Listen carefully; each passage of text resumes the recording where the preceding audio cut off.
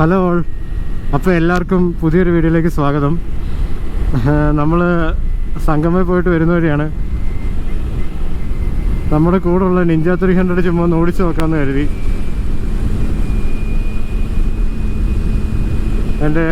എൻ്റെ സത്യം പറഞ്ഞ ആഗ്രഹത്തിലുണ്ടായിരുന്നൊരു വണ്ടിയായിരുന്നു, പക്ഷേ എടുക്കാൻ പറ്റിയില്ല.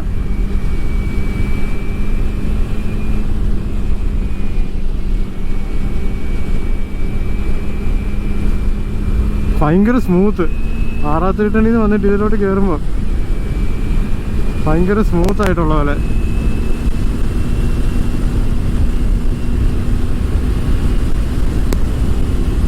ഹൺഡ്രഡിലൊക്കെ വണ്ടി ഭയങ്കര സൈലന്റ് സ്മൂത്തുമാണ്.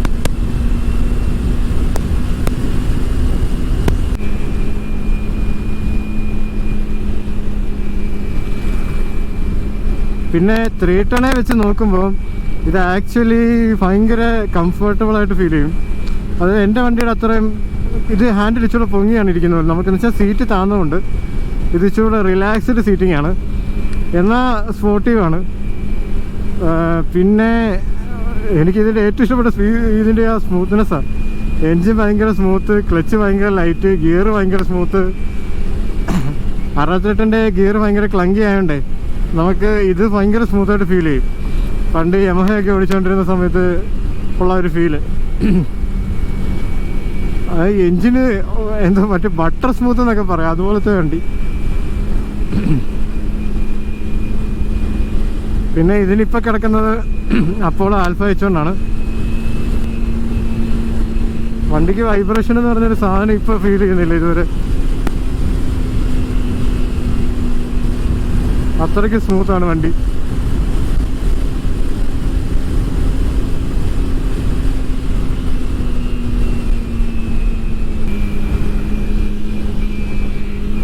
ഞാൻ പറയുന്നത് വേറൊന്നുമല്ല, ഇതിപ്പം ഒരു വലിയ പ്രൊഫഷണൽ റിവ്യൂ ഒന്നുമല്ല. ഒരു 310 ഓടിച്ച് കിടക്കുന്നത് ഞാൻ പെട്ടെന്ന് ഇത് ഓടിച്ച് നോക്കുമ്പോൾ എനിക്കത് ഫീൽ ചെയ്യുന്നത് എന്നാണ് ഞാൻ പറയുന്നുള്ളൂ. ജസ്റ്റ് ഒരു ഫസ്റ്റ് റൈഡ് ഇംപ്രഷൻ. അല്ല, ഇതിൻ്റെ സ്പെക്കൊക്കെ ചെയ്ത് വിപുലീകരിച്ചിട്ടുള്ള വീഡിയോ ഒക്കെ ഇഷ്ടംപോലെ അവൈലബിൾ ആണ്. അതുതന്നെ നമ്മൾ ചെയ്തിട്ട് കാര്യമില്ല.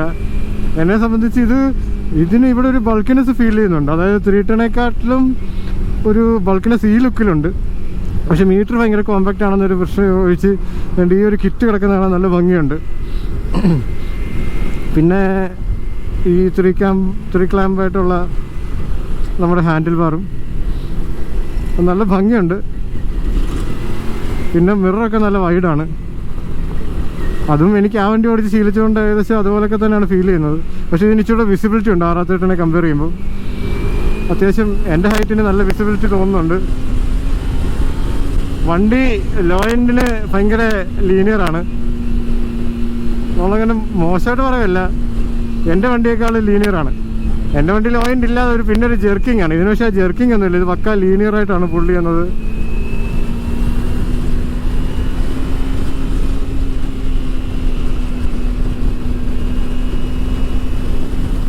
പിന്നെ സീറ്റ് അടിപൊളിയാണ് കേട്ടോ. സീറ്റ് നല്ല കംഫർട്ടബിൾ സീറ്റാണ്, എനിക്ക് ഒരുപാട് ഇഷ്ടപ്പെട്ടു.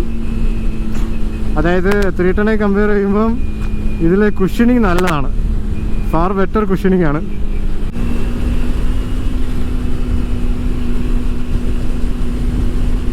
പിന്നുള്ള കാര്യം എന്ന് വെച്ചാൽ ഇതിൻ്റെ സസ്പെൻഷൻ 310 അത്ര സ്റ്റിഫല്ല. ഇത് നോർമൽ ടെലിസ്കോപ്പിക് സസ്പെൻഷനാണ്. അതുകൊണ്ട് തന്നെ ഫ്രണ്ട് അത്രയ്ക്ക് സ്റ്റിഫായിട്ട് എനിക്ക് തോന്നുന്നില്ല. കാരണം 310 എനിക്ക് നല്ലോണം ഇങ്ങനെ ലെവലില്ലാത്തതൊക്കെ കറക്റ്റ് അറിയാൻ പറ്റുമായിരുന്നു. ഇതിനതൊന്നും അങ്ങനെ അറിയുന്നില്ല. എന്നാൽ അങ്ങനെ ഒരുപാട് വേവിയോ ഒന്നുമല്ല, കാരണം ഇത് നല്ലോണം അബ്സോർബ് ചെയ്യുന്നുണ്ട്. 310 അത്രയും അബ്സോർബ് ചെയ്യാറില്ല. ഇത് ഇച്ചിരി ബെറ്ററായിട്ട് സസ്പെൻഷൻ ഈ നമ്മുടെ അൺഈവൻനെസ് ഒക്കെ നല്ലോണം അബ്സോർബ് ചെയ്തെടുക്കുന്നുണ്ട്. 310 നമ്മളതെല്ലാം അറിയും.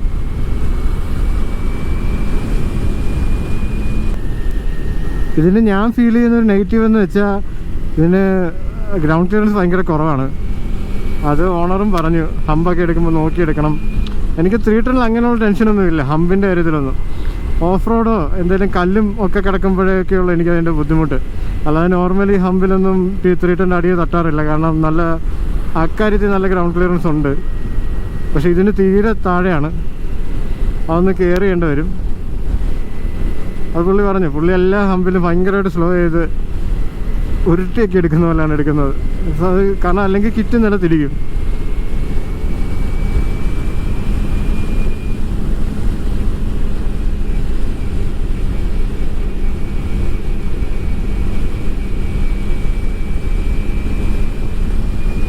പിന്നെ ഇതിൻ്റെ ഡൈനാമിക്സ് എന്ന് പറയുമ്പോൾ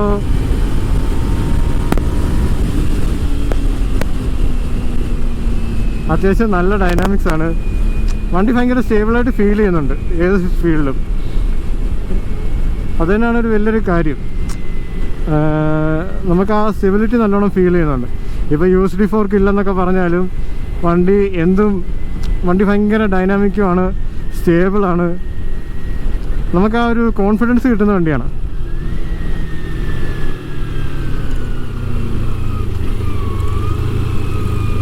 ഞാനിപ്പോൾ ഇവിടെ നോക്കണം, ഇവിടെ സസ്പെൻഷൻ അത് നമ്മൾ അടി തട്ടാതിരിക്കാൻ വേണ്ടി പതുക്കെ എടുക്കണമെന്ന് എന്നോട് പുള്ളി പ്രത്യേകം പറഞ്ഞു.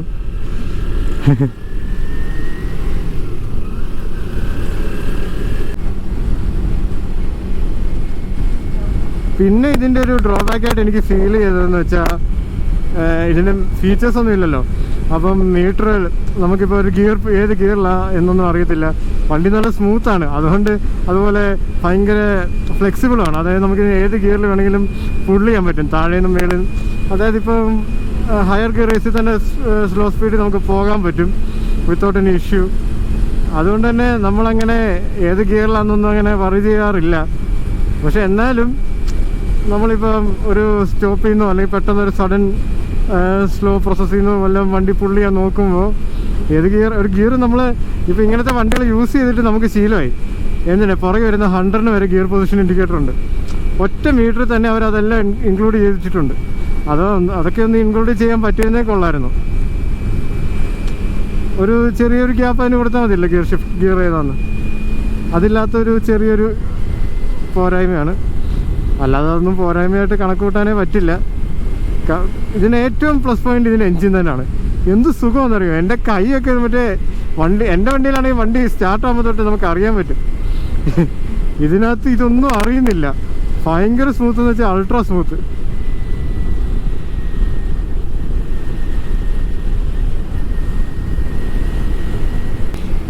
പിന്നെ ഇതിനുള്ള ടെക്നിക്കൽ ഫീച്ചേഴ്സ് എന്ന് പറയാൻ എനിക്ക് തോന്നുന്നു സ്ലിപ്പർ ക്ലച്ചും ABS മാത്രമേ ഉള്ളതെന്നാണ് എൻ്റെ വിശ്വാസം. അല്ലാതെ വേറൊന്നും ഇലക്ട്രോണിക്സ് ഒന്നും ഇല്ല. വേറെ ഇലക്ട്രോണിക്സ് ഒന്നും ആഡ് ചെയ്തിട്ടില്ലെന്നാണ് എൻ്റെ വിശ്വാസം. ക്വിക്ക് ഷിഫ്റ്ററോ ഓട്ടോ ഫ്ലിപ്പറോ ഒന്നും ഈ വണ്ടിക്കില്ല. സ്ലിപ്പർ ക്ലച്ച് ഉണ്ട്, അതെനിക്കറിയാം, പണ്ടോട്ടുണ്ടായിരുന്നു. തീർച്ചയായും സെക്കൻഡ് ജനറേഷനോ എന്തോ തൊട്ടേ സ്ലിപ്പർ ക്ലച്ച് ഉണ്ട്.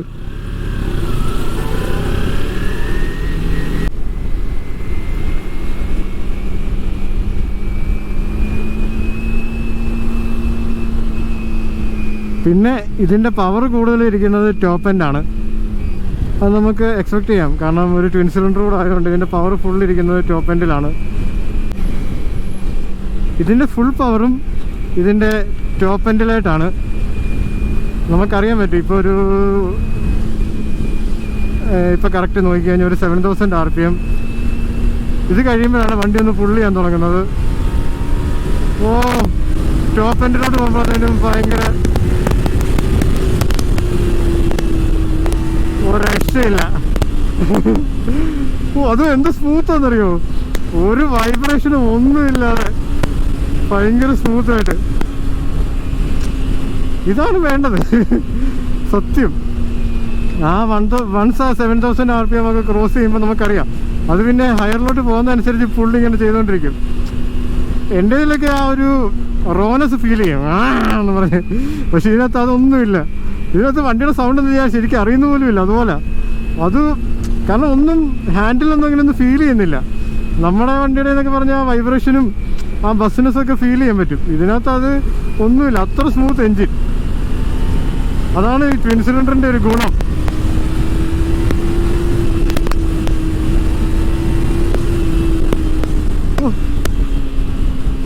വൺസ് നമ്മൾ ആ ഒരു RPM റേഞ്ച് ക്രോസ് ചെയ്ത് കഴിഞ്ഞാൽ വണ്ടി വേറെ ലെവലാണ്. അതുവരെ ഭയങ്കര പാവം വണ്ടി. സോ ഇതാണ് വണ്ടിയുടെ ഓവറോൾ ലുക്ക്. ഇപ്പം നല്ലോണം ചെളി പിടിച്ചിരിക്കുകയാണ്, എനിക്കറിയാം.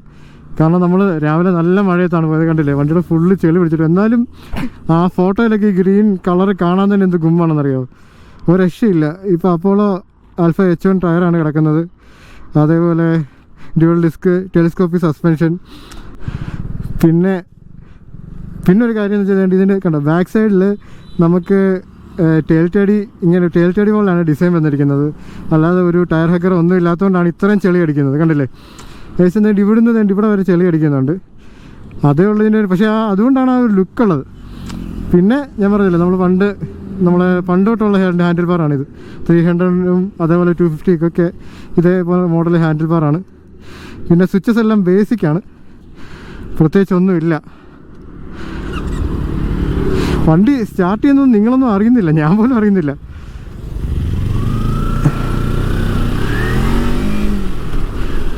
അത്രയ്ക്ക് സ്മൂത്താണ് വണ്ടി.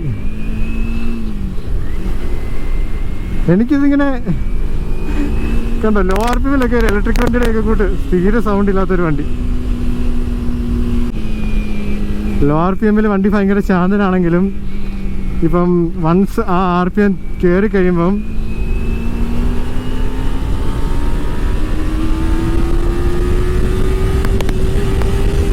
ഞാൻ പറഞ്ഞില്ലേ ഒരു രക്ഷയില്ല. നമുക്ക് ആ ഫുള്ള് നമുക്ക് നല്ലോണം ഫീൽ ചെയ്യും. അതാണ് ഇതിൻ്റെ ഒരു എക്സൈറ്റ്മെൻറ്റ്. ഇതേ മോഡൽ തന്നെയാണ് പലരും പറയും ഇൻലൈൻ 4 അതുപോലെയാണ്. ടോപ്പ് എൻഡിലേക്ക് മാത്രമാണ് ഇത് ഫോക്കസ് ചെയ്യുന്നത്. പക്ഷെ അതിന് വേറൊരു ഫീലുണ്ട്.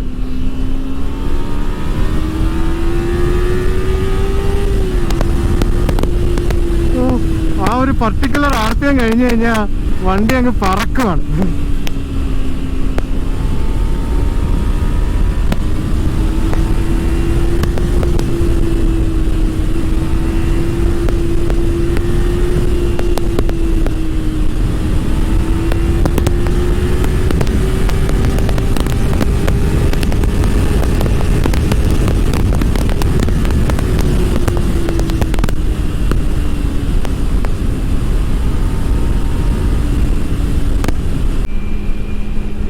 ഇത് ജസ്റ്റ് ഒരു ഫസ്റ്റ് റൈഡ് ഇമ്പ്രഷനാണ്. നിങ്ങൾക്ക് വലിയ ഡീറ്റെയിൽ റിവ്യൂ ഒന്നുമല്ല. എനിക്കിത് കണ്ടപ്പോൾ ഓടിക്കാൻ ഒരു കൊതി. പണ്ട് സ്വപ്നം കണ്ട് നടന്നുകൊണ്ടൊരു ഇരുന്ന വണ്ടി ആയതുകൊണ്ടേ അന്ന് ഞാൻ മേടിക്കാൻ എൻ്റെ വണ്ടി എടുക്കുന്ന സമയത്ത് ഇതിന് ഓൾമോസ്റ്റ് 4.3 എങ്ങാണ്ടായിരുന്നു ഓൺ റോഡ്. 4,30,000 രൂപ കൊടുത്ത് ഓൺ റോഡ്. അന്ന് എനിക്ക് അതിനുള്ള ബഡ്ജറ്റും ഇല്ലായിരുന്നു. പിന്നെ ഇതിൻ്റെ സർവീസ് കോസ്റ്റും അതൊന്നും എനിക്ക് എന്താ പറയുന്നത് മെയിൻറ്റെയിൻ ചെയ്യാൻ പറ്റാത്തൊരവസ്ഥയായിരുന്നു. അതൊക്കെ കൊണ്ടാണ് ഞാൻ സത്യം പറഞ്ഞാൽ ഇത് വാങ്ങിക്കാതിരുന്നത്. പിന്നെ ഇതിൻ്റെ ഫീച്ചർ കുറവാണ്. അതായത് കുറേ കാര്യങ്ങളില്ലല്ലോ. മറ്റേ 310 കമ്പയർ ചെയ്ത് നോക്കുമ്പോൾ 310 എനിക്ക് ഭയങ്കരമായിട്ട് ഇഷ്ടപ്പെട്ടു.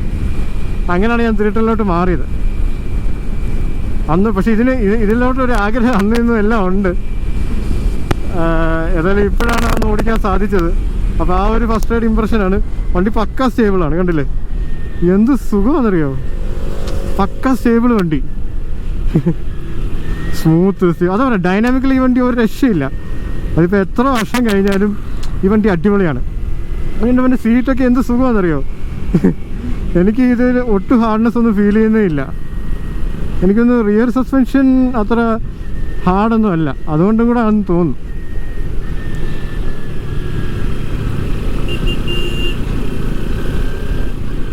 വണ്ടിയൊക്കെ ഡിസൈൻ ചെയ്യണം ഇങ്ങനെ ചെയ്യണം. എത്ര വർഷം കഴിഞ്ഞാലും വണ്ടി ആ ഒരു ഡൈനാമിക്സും ഒക്കെ കീപ്പ് ചെയ്യുന്ന രീതിയിൽ.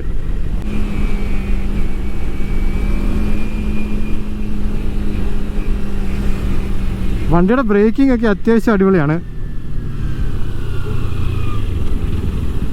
ഞാനുണ്ടോ ഇവിടെയൊക്കെ നമ്മൾ സൂക്ഷിച്ചെടുക്കണമെന്നാണ് ഓണർ പറഞ്ഞിട്ടുള്ളത്. വണ്ടിയുടെ ബ്രേക്കിംഗ് ഒക്കെ എനിക്കിഷ്ടപ്പെട്ടു. അങ്ങനെ മോശമൊന്നുമില്ല. ബാക്ക് ബ്രേക്ക് പിന്നെ നോക്കാറില്ല, എൻ്റെ വണ്ടിക്ക് നോക്കാറില്ല. ഇതിനും അങ്ങനെയൊക്കെ തന്നെ ചവിട്ടിയിട്ടൊന്നും അറിയുന്ന പോലുമില്ല. ഫ്രണ്ട് ബ്രേക്ക് ഞാൻ നോക്കിയിട്ട് ഇതിന് ചെറിയ ഡിസ്ക് സൈസ് ആണെങ്കിൽ പോലും നല്ലോണം ബ്രേക്കിങ് കിട്ടുന്നുണ്ട്. നല്ല സ്മൂത്തുമാണ്. എനിക്ക് ഭയങ്കരമായിട്ട് ഇഷ്ടപ്പെട്ടു വണ്ടി. ഭയങ്കര റിലാക്സ് ചെയ്ത് പോകാൻ പറ്റും. നമുക്കിതിൽ പതുക്കെയും സ്പീഡിലും പോകാം. എൻ്റേത് പതുക്കെയൊക്കെ പോയി കഴിഞ്ഞാൽ ഭയങ്കര ജെർക്കിങ്ങും ജഡറിങ്ങും ഒക്കെയാണ്. പക്ഷെ ഇത് ഒരു രക്ഷയില്ല കണ്ടോ. ഈ സ്പീഡിലൊക്കെ പോകുമ്പോൾ അറിയുന്ന കൂടി ഇല്ല. അതേപോലെ ഇതിൻ്റെ ഓൺ ഓഫ് ട്രാൻസിഷനൊക്കെ ഭയങ്കര സ്മൂത്താണ്. നമ്മൾ ഇത് നമ്മൾ ആ 310-ലൊക്കെ കൊടുക്കുമ്പോൾ ഒരുമാതിരി വല്ലാത്തൊരു ആദ്യം ഒരു ലാഗ് ഫീൽ ചെയ്തിട്ട്, അത് റൈഡ് ബൈ വയറിൻ്റെയാണ്, ആദ്യം ഒരു ലാഗ് ഫീൽ ചെയ്തിട്ട് ഒരു ഒറ്റ ചാട്ടമായിരിക്കും. ഇത് പക്ഷേ അതൊന്നുമില്ല, ഇത് ഭയങ്കര ലീനിയർ. അതാണ് ഇത് ആക്റ്റീവ് ആവുന്ന ആ 7000 8000 RPM തൊട്ടാണ് കുറച്ചെങ്കിലും ഒന്ന് ആക്റ്റീവ് ആവുന്നത്. പക്ഷേ ആക്റ്റീവ് ആയി കഴിഞ്ഞാൽ പിന്നെ കയറുന്നത് ഭയങ്കര പെട്ടെന്നാണ്. RPM പിന്നെ അങ്ങോട്ട് കയറുന്നത് ഭയങ്കര പെട്ടെന്നും നമ്മളെ ഒരു വലിയൊക്കെ വലിക്കും. നമ്മളിങ്ങനെ പിടിച്ചിരുന്നോളം എന്നൊക്കെ പറയണല്ലേ.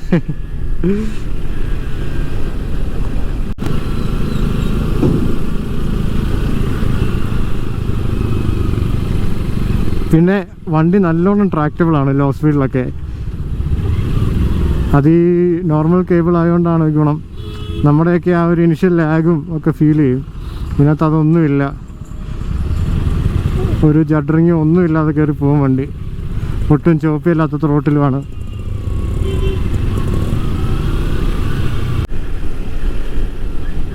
അപ്പോൾ